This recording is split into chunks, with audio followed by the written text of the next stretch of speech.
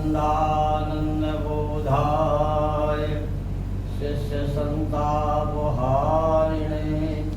सच्चिदानंद रूपाय तस्मै श्री गुरुवे नमः। साईं अरुण जी महाराज भेदी गुरु के चरणों में नमन करूं, वंदन करूं कोटि प्रणाम। माया जाल भ्रम जाल छुड़ायो, कोटि कोटि प्रणाम। रमैया राम नमो नमः। अब तक आपने वीडियो के माध्यम से पूजा क्या है, पवित्रता क्या है और जीवन को कैसे सुखमय बनाए, 3 सूत्रों पे आपने सुना। पूजा से आपने जाना जब तक आप में पूर्ण जागृति नहीं होगी, आप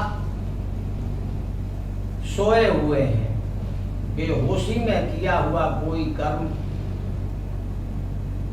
ऐसे ही निरर्थक जाता है जैसे स्वप्न में देखते हैं हम स्वप्न, रंग से राजा बन जाते हैं, राजा से रंग बन जाते हैं। जो सपने सर काटे कोई, बिन जागे दुख दूर न होई। सब कुछ भूल जाते हैं। बेहोशी में किया हुआ शुभ कर्म या अशुभ कर्म आपको क्या फल देंगे? आप सोए हुए हैं, पूजा आपको जगाती है, आप जागृत हो जाओ। पवित्रता, बाह्य पवित्रता और आंतरिक पवित्रता। हमारा शरीर है ना, स्थूल शरीर का एक स्थूल मन है, सूक्ष्म शरीर का सूक्ष्म मन है, कारण शरीर का कारण मन है, महाकारण शरीर का अपना मन है। इस तरीके से हमारा जो शरीर है इसमें 10 मन है, 10। हमें इंद्रियों की पवित्रता और 10 मनों की पवित्रता, बाह्य जगत की पवित्रता और अंतर जगत की पवित्रता, साकार जो स्थूल शरीर दिखाई देता है ये भी पवित्र होना चाहिए, जो निराकार मन है वो भी पवित्र होना चाहिए। तब हम सुखी रह सकते हैं। अब हमें सुख प्राप्त करना है, उसकी प्राप्ति के लिए हम मंदिर में जाते हैं। तो आज आपको हम ये बता रहे हैं मंदिर है क्या। सभी भक्त प्रेमियों, एक मंदिर वो है जिस मंदिर को इंसान ने बनाया, तुमने बनाया है। एक मंदिर वो है जिसे स्वयं भगवान ने बनाया है।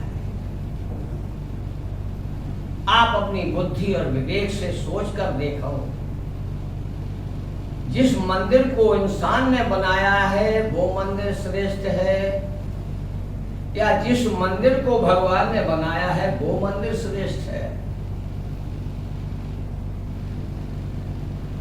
2 मंदिर हैं, एक इंसान का बनाया हुआ, एक भगवान का बनाया हुआ। इंसान ने जो मंदिर बनाया है उसमें भी ईंट, सीमेंट, बालू, सरिया, अनेक प्रकार की चीजें लगी हुई हैं। इसी प्रकार से जो भगवान ने बनाया है इसमें भी कई तत्वों से मिलकर के जो है एक शरीर का निर्माण होता है। जो मंदिर आपने बनाया है उसमें कलाकार एक मूर्ति बनाता है, राधा कृष्ण की, हनुमान जी की, राम जी की अनेकानेक मूर्तियां बनाता है।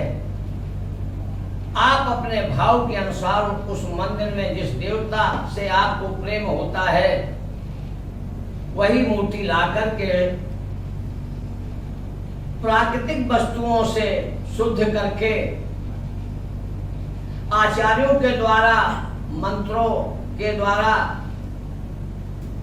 उन्हें प्राण प्रतिष्ठित कराते हैं, उनमें प्राण प्रतिष्ठा आती है और भाव से आप अपने इष्ट का उन्हीं में दर्शन करते हो,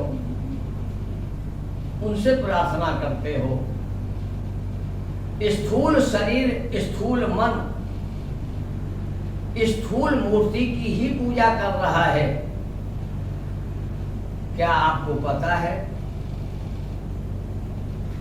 पत्थर में भी चेतना है और आप में भी चेतना है। पत्थर जड़वत इसलिए दिखाई देता है कि उसमें कम चेतना है। तुम चलते फिरते हो इसलिए ये है कि तुम्हारे अंदर ज्यादा चेतना है।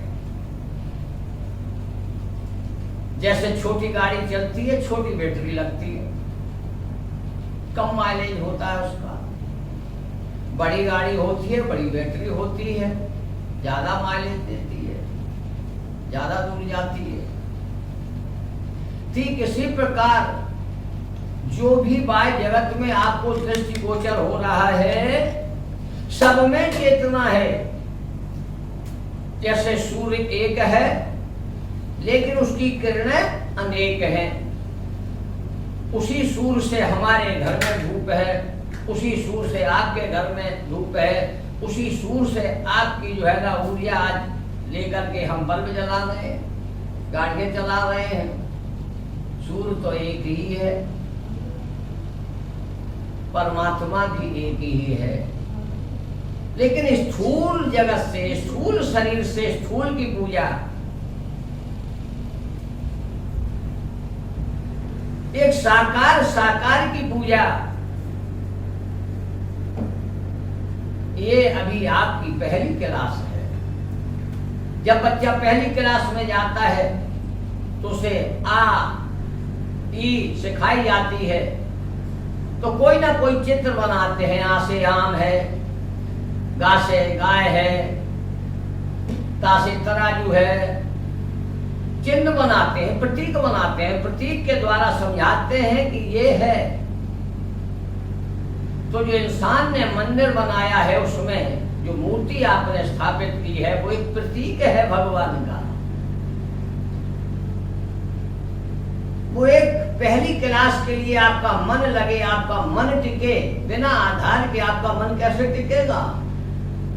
तो वो एक आपका आधार है।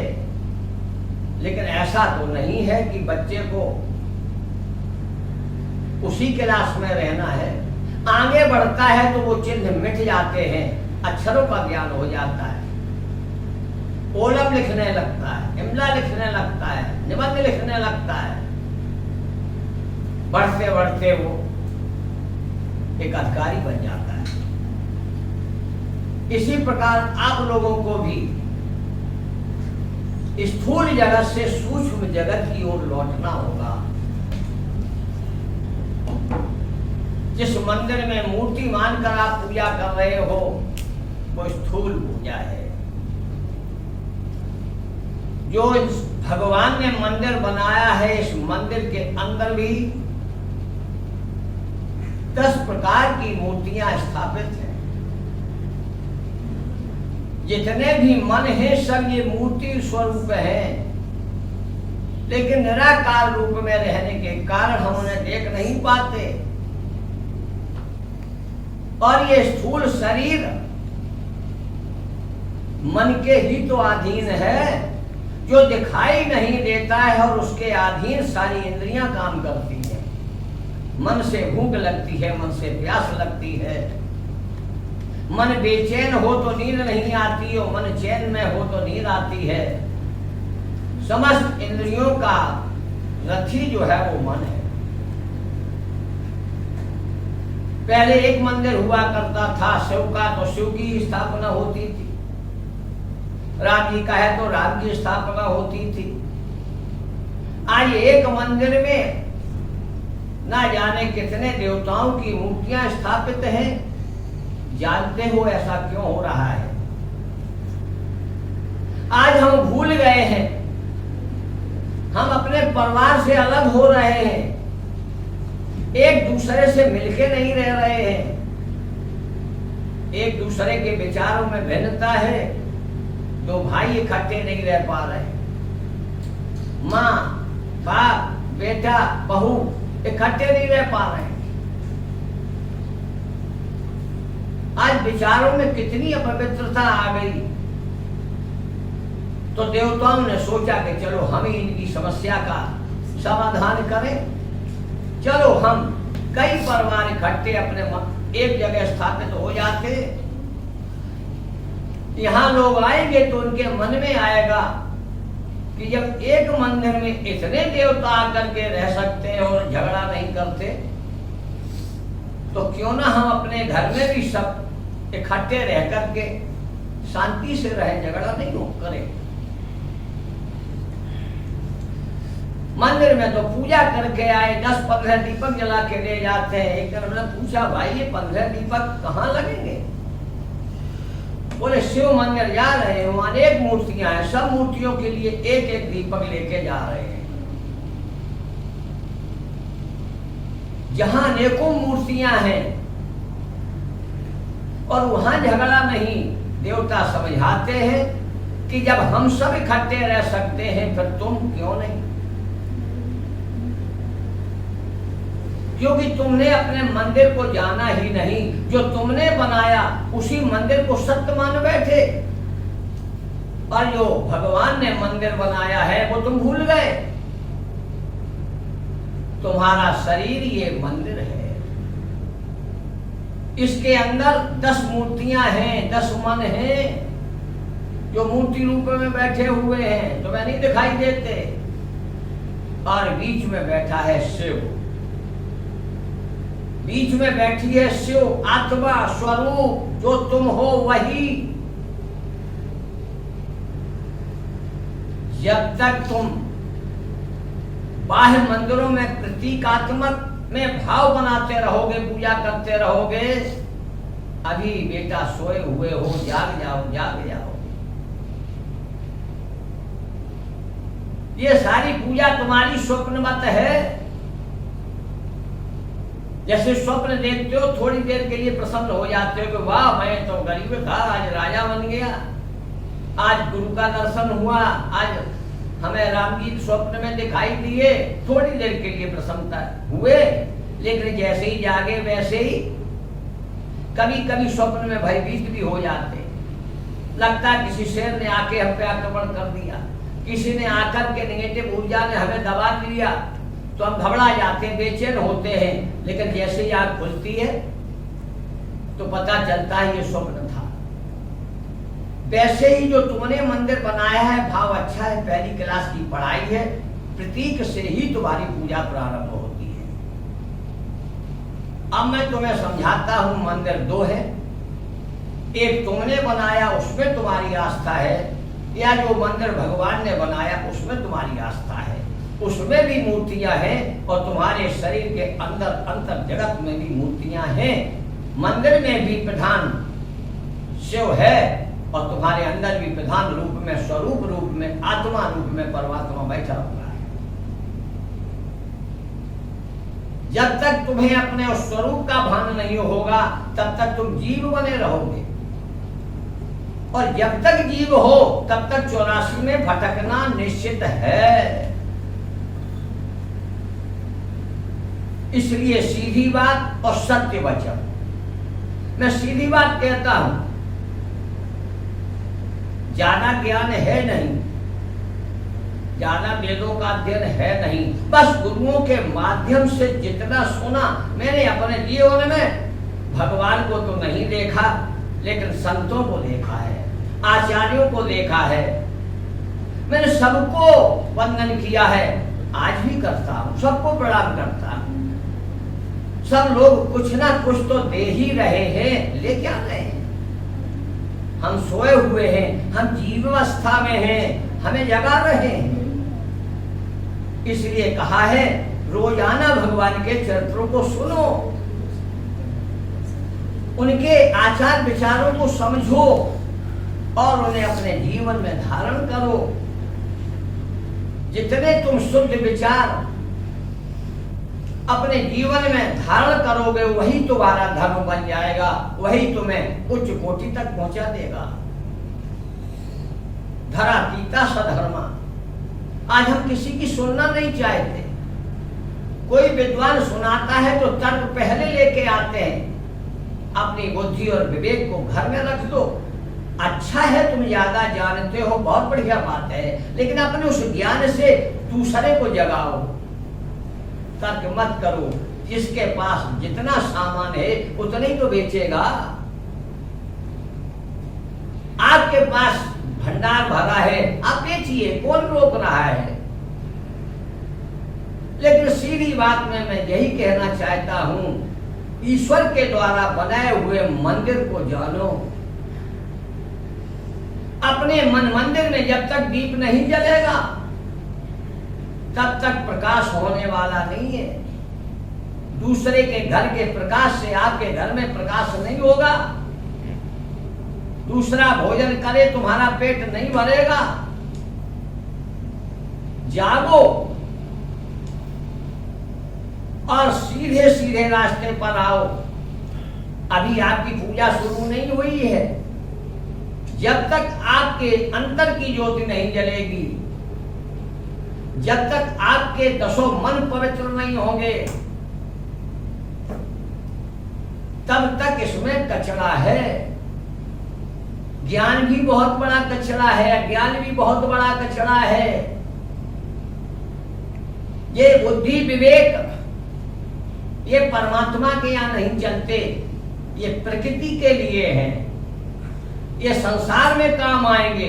आपकी बुद्धि और विवेक से परमात्मा प्राप्त नहीं किया जा सकता। अभी आप प्रकृति में हो, जीव अवस्था में हो। इसलिए मैं चाहता हूं तुम जीव से शिव बनो। सुना होगा सोहम अहम ब्रह्म। अरे कहने से 50 बार कहते रहो, ना तुम सोहम हो ना अहम ब्रह्म हो। सोहम अवस्था तो बहुत बाद की है, अभी बहुत कुछ पढ़ना पड़ेगा। आपने सुना होगा तीरथ चाले दो जन, चित चंचल मन चोर, एक पाप ना उतरियो 10 मन लाए। और इसका मतलब 10 मन है। 10 मनों में गंदगी भरी हुई है। एक और सुना होगा कि राम राम सब कोई कहे, दशरथ कहे न कोई।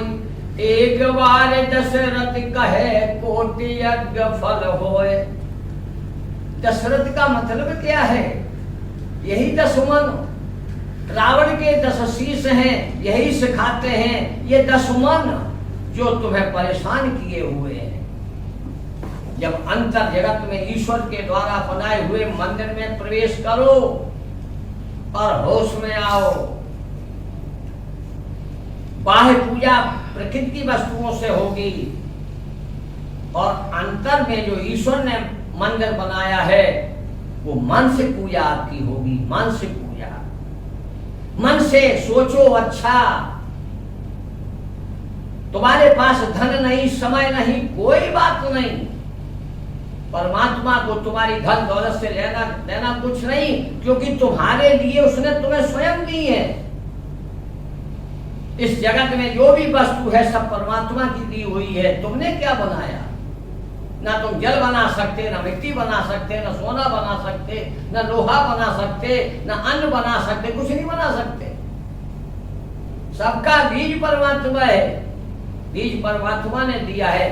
बुद्धि विवेक के द्वारा तुम आगे उसको बढ़ा सकते हो।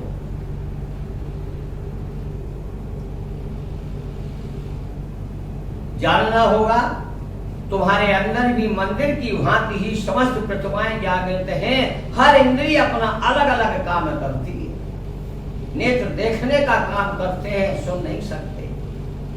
कान सुनने का काम करते हैं, देख नहीं सकते। नाक का सुगंध ले सकती है, भोजन नहीं कर सकती। जिह्वा बोल सकती है, देख नहीं सकती। इस तरीके से ये मंदिर है। यहाँ के जो भी देवता हैं सब अपना अपना काम करते हैं, सब अपने अपने काम में लगे हुए, सब जागृत हैं, सब चेतन हैं। जब तक चेतन भर के चेतन को नहीं जानोगे तब तक जड़ ही बने रहोगे। जो चेतन को जड़ करे, जड़ें करें चेतन। अस समर्थ रघुवीर को भजे जीवते धन। ए जीव, उस समर्थ को जानो जो तुम्हारे अंदर स्वरूपों में बैठा है। वही तो तुम हो, तुम ही शिव हो। तुम्हारी ही स्थापना भगवान ने इस मानव चोला दे करके और तुम्हें बिठा दिया है। जब तक तुम अपने को नहीं जानोगे और पूजा करने चले भगवान की, परमात्मा की, अरे तुम्हें अपना ही पता नहीं, दूसरे को क्या बताओगे। इसलिए जीव से शिव बनो। शिव माने स्वरूप, क्योंकि सोने का टुकड़ा सोना ही होता है। इसी प्रकार हम उस आनंद सिंधु की एक बूंद है। बूंद में भी जल का अस्तित्व है। हम परमात्मा के अंश होने के कारण हमारे अंदर परमात्मा स्वरूप है। इसलिए कहते हैं आत्मा ही परमात्मा। लेकिन आत्मा परमात्मा कैसे हो सकती है? हाँ, समुद्र की एक बूंद, वो भी जल है और वो भी जल है, लेकिन समुद्र समुद्र है, वो आनंद सिंधु है, वो सागर है, वो सुख का सागर है और तुम दुख का सागर हो। बूंद पड़ा, आसमान से बूंद शुद्ध आती है और पृथ्वी में आकर धूल में मिलकर के धूल बन जाती है। सीप के मुंह में जाती है तो मोती बन जाता है, केले में जाती है तो कपूर बन जाता है। तुम भी एक बूंद हो। जब तक तुम्हारी दृष्टि बाह्य जगत से जुड़ी हुई है, तुम्हारा मन संसार से अटैच है, तब तक आप जीवावस्था में हो। एक कहावत आपने सुनी होगी, घोड़ा क्यों अड़ा, पान क्यों सड़ा, रोटी क्यों जली। सबका उत्तर एक है, घोड़ा इसलिए अड़ा, पलटा नहीं था। पान इसलिए सड़ा, पलटा नहीं था। रोटी इसलिए जली, पलटी नहीं थी। इसलिए तुम भी पलट जाओ। जब तक बाह्य जगत में हो, मन हो, जब मन को पलटोगे तो नम हो जाओगे। नम बन के अंतर जगत में झांको। बाह्य जगत में आपको प्रकृति का सहारा लेना पड़ेगा। अंतर जगत में जब अपने देवता को पहचानोगे, अपने आप को पहचानोगे, तो वो पूजा आपकी मानसिक पूजा हो जाएगी। बाह्य पूजा से मानसिक पूजा श्रेष्ठ है। लेकिन मानसिक पूजा में लोभ लालच नहीं करना। एक पंडित जी थे, मानसिक पूजा करते थे। मन से ही जो है ना जल चढ़ाना, मन से ही फूल चढ़ाना, मन से चंदन चढ़ाना, मन से भोग लगाना, बड़ा आनंद आता था।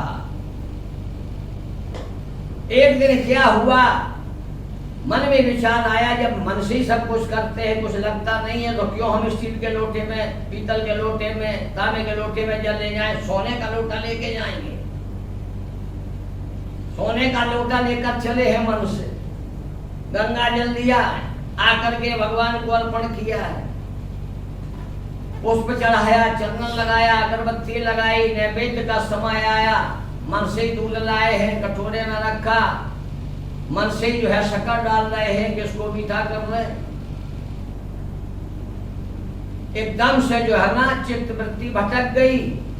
उनके मन में आया, आज तो दूध में 1 चम्मच की जगह 2 चम्मच शक्कर पड़ गई। तो आंख खोल दी, अरे 1 चम्मच शक्कर तो बेकार हो गई, ये कल काम आ जाती। ये चित्त वृत्ति कहीं भी भटका सकती है। भैया ना वहां शक्कर थी, ना डिब्बा था, ना दूध था, सब मानसिक तो सोचा हुआ था। लेकिन वृत्ति जब कुछ नहीं लग रहा है तब भी भटकती है, एक की जगह 2 चम्मच पड़ गई, और तुम साधन कब तक जुटाओगे?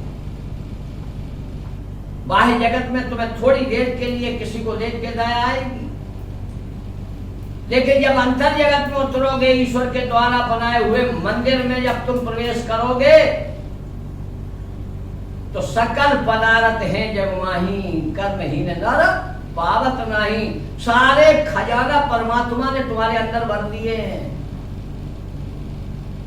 आपके अंदर दया भी है, प्रेम भी है, शांति भी है, सुख भी है, ज्ञान भी है, आनंद भी है, संतोष भी है, शक्ति भी है, सब कुछ है। लेकिन भंडार छोड़ करके और कहां जा रहे हो? इसलिए भटक रहे हो। जहां हो रुक जाओ, ठहर जाओ, दौड़ना बंद करो। कोई तीर्थों में जाता है, बड़े मगन होते हैं, मैंने 100 बार परिक्रमा की गिरिराज जी की। अरे तुमने अभी तक एक बार भी नहीं की। लोगों का जुलूस जो जा रहा है, अरे कहां दौड़ रहे हो? परमात्मा सर्वव्यापक है, एक तरफ पढ़ रहे हो हर व्यापक सर्वत्र समाना, फिर भाग कहां रहे हो?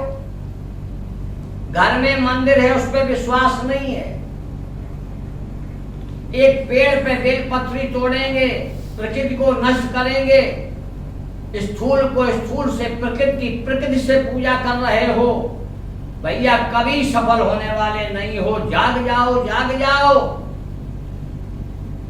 ये परमात्मा की बनाई हुई चीजें हैं। तुम्हारे अंदर जो खजाना भरा हुआ है उसे खर्च करो। तुम्हारे अंदर दया है, प्रेम है, दया बांटो, प्रेम बांटो, खुशी बांटो, आनंद बांटो, ज्ञान बांटो। छुपाए बैठे हो और चोरी कर रहे हो प्रकृति की। अरे जड़ बन के जड़ की पूजा कब तक करोगे? हाँ करना पड़ेगा, क्योंकि शुरुआत यहीं से होगी। आपको कलम पकड़ के सिखाया जाता है, गा से गाय पढ़ाया जाता है, लेकिन ध्यान रखो जब बड़े होगे तो ये भी ज्ञान होना चाहिए कि जो कागज में छपी हुई गाय है वो कभी दूध नहीं दे सकती। जब तक तुम्हें असली गाय का ज्ञान नहीं होगा वही गाय दूध देगी। इसलिए जागो, होश में आओ। पहले अपने को चीनो। जब सोहम शिवोहम, अब यहां से यात्रा होगी परमात्मा के प्राप्त करने की। यहां से ईश्वर की प्रार्थना होगी, यहां से आप भगवान की तरफ चलोगे। यहां तक तो आप जीव से शिव बनो पहले, फिर आपको आगे की डिग्री मिलेगी। मैं अपने प्रवचनों के द्वारा आपको जगा रहा हूं, और मोक्ष ज्ञान तो केवल हमारे साईं गुरु जी, फेरी गुरु, जो विश्व में एक ही गुरु होता है, पल में परमात्मा से मिलने का भेद बताता है, मिलाता नहीं है। क्योंकि परमात्मा किसी को प्रयास के बंधन में नहीं है, आपके पूजा मंत्रों में बंधन में नहीं है, कोटि यज्ञ करो उसके बंधन में नहीं है। परमात्मा स्वतंत्र है। जब उसकी मौज होती है तभी वो तुम्हें अपनाता है। तब तक हम क्यों न तैयार हो जाएं कि परमात्मा की दृष्टि कब हो जाए और मुझे अपना ले। अरे भैया, बाहर पवित्रता, अंदर की पवित्रता, ईश्वर के बनाए हुए मंदिर को पहचानो, परमात्मा तुम्हें स्वयं पकड़ लेगा। हमारे फेरी गुरु के जब वचनों को सुनोगे ना, इसलिए हम कहते हैं कि वहां तक पहुंचने के पहले अपने को जानो और मानो। जब जानो तभी मानना। जय श्री राम।